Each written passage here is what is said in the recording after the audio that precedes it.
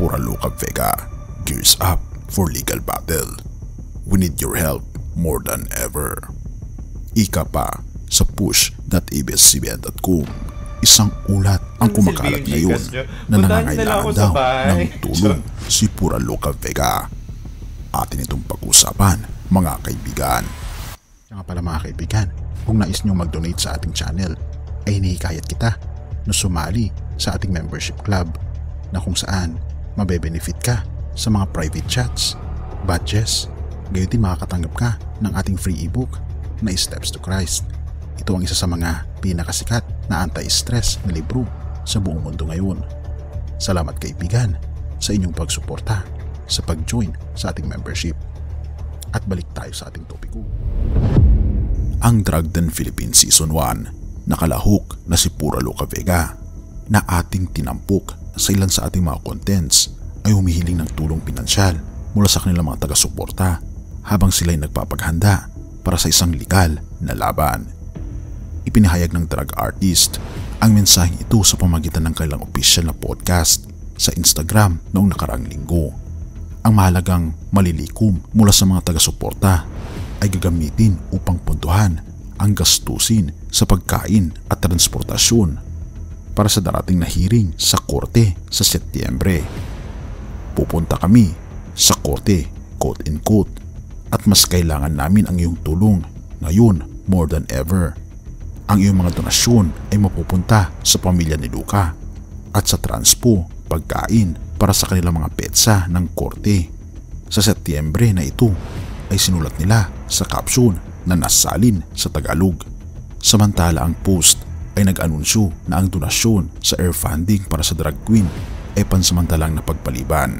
Walang mga nabanggit sa post kung bakit pupunta si Pura Luca Vega sa korte sa susunod na buwan. Bagaman may mga naunang ulat na ang drug artist ay kinakaharap ang isang reklamo na inihain ng mga lider ng simbahan ng Philippines for Jesus Movement sa Quezon City.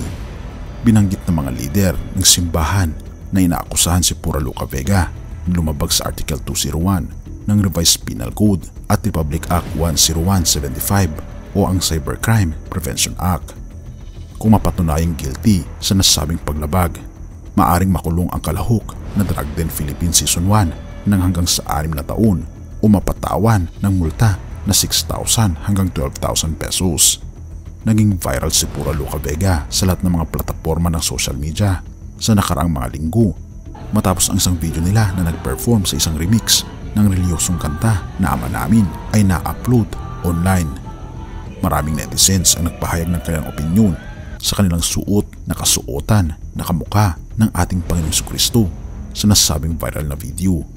Sa isang naunang post, ipinagtanggol ng drag queen ang kanilang sarili at nanindigan sa kanilang performance. Sabihin mo sa akin ng tapat kung ano ang mali sa ginawa ko. Ako'y bukas sa isang pag-uusap at ngunit ang mga lungsod ay nagdedeklarang personal grata sa akin kahit hindi man lang ako kilala o naunawaan ang layunin ng aking performance. Ang drag ay sining. Hinuhusgahan mo ako ngunit hindi mo naman ako kilala. Ito pa ang banggit ng drag queen at napuna ng mga netizens ang post na ito ni Pura Luca Vega na sinasabi nila na nakakarma na raw si Pura Luca Vega dahil sa kanyang mga ginagawa laban sa ating Panginoong Diyos. Ngunit hanggang ngayon ay pinagtatanggol pa rin ni Pura Luca Vega ang kanyang mga maling gawa.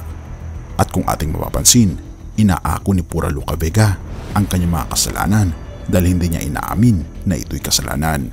Nakatulad ng binabanggit ng mga Kawikaan 14 verse 12. May daang matuwid sa tingin ng tao, ngunit kamatayan ang dulo nito.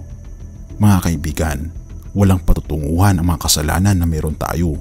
At kung patuloy natin itong i-cover at hindi tayo nagpapakumbaba at humihingi ng kapatawaran sa ating kapwa at sa ating Panginoong Diyos, ay tayo ay malulugmok hanggang sa kamatayan.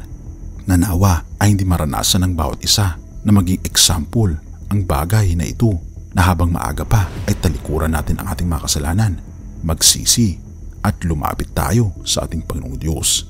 Purihin ang ating Panginoong Diyos at salamat mga kaibigan sa iyong panonood. Tayo manalangin. Ama naming banal, makapangyarihan naming Diyos, kami po'y lubos na nagpapasalamat sa inyo sapagkat ipinapahiwatig niyo sa amin ang mga bagay na dapat namin gawin, sapagkat may mga bagay na tila baga maayos, ngunit ang hantungan nito ay kamatayan. Tulungan kami, Panginoon, na ma-discern, makita po namin kung ano po ang tama sa mali. At nawa po'y itungo niyo ang aming mga paa, ang aming mga landasin patungo sa ilaw, sa kaliwanagan ng aming Panginoong Hesus, patungo sa langit na bayan.